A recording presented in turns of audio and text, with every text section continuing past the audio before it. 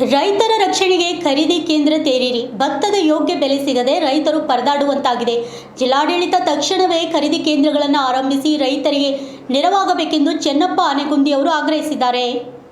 ಯಾದಗಿರಿ ಜಿಲ್ಲೆ ಶಾಪುರ ತಾಲೂಕು ಶೆಟ್ಟಿಗೆರ ಗ್ರಾಮದಲ್ಲಿ ಭತ್ತಕ್ಕೆ ಯೋಗ್ಯ ಬೆಲೆ ಸಿಗದೆ ರೈತರು ಸಂಕಷ್ಟಕ್ಕೆ ಸಿಲುಕಿದ್ದಾರೆ. ಜಿಲ್ಲಾಡಳಿತ ತಕ್ಷಣವೇ ಖರೀದಿ ಕೇಂದ್ರಗಳನ್ನು ಆರಂಭಿಸಿ ರೈತರಿಗೆ ನೆರವಾಗಬೇಕೆಂದು ರೈತ ಸಂಘ ಅಧ್ಯಕ್ಷ ಚೆನ್ನಪ್ಪ ಆನೆಗುಂದಿ ಆಗ್ರಹಿಸಿದ್ದಾರೆ. ಮಾರುಕಟ್ಟೆಯಲ್ಲಿ ಬೆಲೆ ಕುಸಿತ ಬಗ್ಗೆ ಸರ್ಕಾರ ಮೌನ ವಹಿಸಿದೆ. ರೈತರಿಗೆ ಬೆಂಬಲ ಬೆಲೆ ನೀಡುವ ಮೂಲಕ ಕೆಲಸ ಮಾಡಬೇಕೆಂದು ಅವರು ಪ್ರಕಟಣೆಯಲ್ಲಿ ತಿಳಿಸಿದ್ದಾರೆ. ನಾವು ಇವತ್ತು ಯಾದಗಿರಿ ಜಿಲ್ಲೆಯ ಶಾಪುರ ತಾಲೂಕಿನ ಶೆಟ್ಟಿಕೆರೆ ಗ್ರಾಮದಲ್ಲಿ ರೈತರ ಬೆಳೆದು ರಾಶಿ ಹಾಕಿರ್ತಕ್ಕಂಥ ಜಾಗದಲ್ಲಿದ್ದೀವಿ.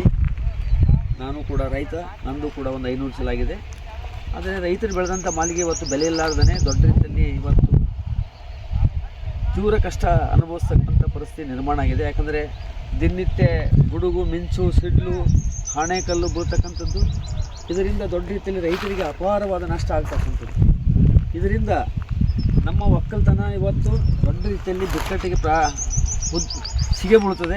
ಅದಕ್ಕೆ ಸರ್ಕಾರ ಮಧ್ಯಪ್ರವೇಶ ಮಾಡಿ ಕೂಡಲೇ ರೈತರು ಬೆಳೆದಂಥ ಭತ್ತವನ್ನು ಖರೀದಿ ಕೇಂದ್ರ ತೆಗೆದು ಬೆಂಬಲ ಬೆಲೆಯನ್ನು ಇವತ್ತು ಯಾವ ರೀತಿ ಕೇರಳದಲ್ಲಿ 1 ಕ್ವಿಂಟಲ್ ಭತ್ತಕ್ಕೆ ಕೇಂದ್ರ ಸರ್ಕಾರ 2300 ರೂಪಾಯಿ ಮತ್ತು 800 ರೂಪಾಯಿ ಅವರು ಬೋನಸನ್ನು ಕೊಡ್ತಕ್ಕಂಥದ್ದು, ಅಂದರೆ 3,180 ರೂಪಾಯಿ ಒಬ್ಬ ರೈತರಿಗೆ 1 ಕ್ವಿಂಟಲ್ ಭತ್ತಕ್ಕೆ ಕೊಡ್ತಾ ಇದ್ದಾರೆ. ಜೊತೆಗೆ ಅವರು ಯಾರು ಭತ್ತ ಬೆಳೀತಾರೆ ಅವರಿಗೆ ವಿಶೇಷವಾಗಿ ಪ್ರತಿ ಒಬ್ಬ ರೈತನಿಗೆ 20,000 ರೂಪಾಯಿ ಎಕ್ಸ್ಟ್ರಾ ಬೋನಸ್ ಕೊಡ್ತಕ್ಕಂಥದ್ದು.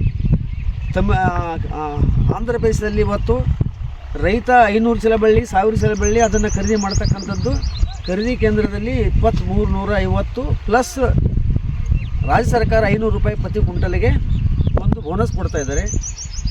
ಮಹಾರಾಷ್ಟ್ರದಲ್ಲಿ ಇವತ್ತು 1 ಕ್ವಿಂಟಲ್ ಭತ್ತಕ್ಕೆ ರೂಪಾಯಿ 2350 ರೂಪಾಯಿ ಖರೀದಿ ಮಾಡ್ತಕ್ಕಂಥದ್ದು ಅವೈಜ್ಞಾನಿಕವಾದ ರೀತಿಯಾಗಿದೆ. ಅದಕ್ಕೆ ಡಾಕ್ಟರ್ ಸ್ವಾಮಿನಾಥನ್ ವರದಿ ಪ್ರಕಾರ ಪ್ರತಿ ಕ್ವಿಂಟಲ್ ಭತ್ತಕ್ಕೆ ಇವತ್ತಿನ ರೇಟಿನ ಪ್ರಕಾರ 3,900 ರೂಪಾಯಿ 1 ಕ್ವಿಂಟಲ್ ಭತ್ತ ಖರೀದಿ ಮಾಡಬೇಕಂತೇಳಿ ಆಗ್ರಹ ಮಾಡ್ತೀವಿ ಅಂತಕ್ಕಂಥದ್ದನ್ನು ನಾನು ಯಾದಗಿರಿ ಜಿಲ್ಲೆಯ ರೈತರ ಪರವಾಗಿ ಕರ್ನಾಟಕ ಪ್ರಾಂತ ರೈತ ಸಂಘದ ರಾಜ್ಯ ಸಮಿತಿ ಉಪಾಧ್ಯಕ್ಷನಾಗಿ ಸರ್ಕಾರಕ್ಕೆ ಆಗ್ರಹ ಮಾಡ್ತೀವಿ.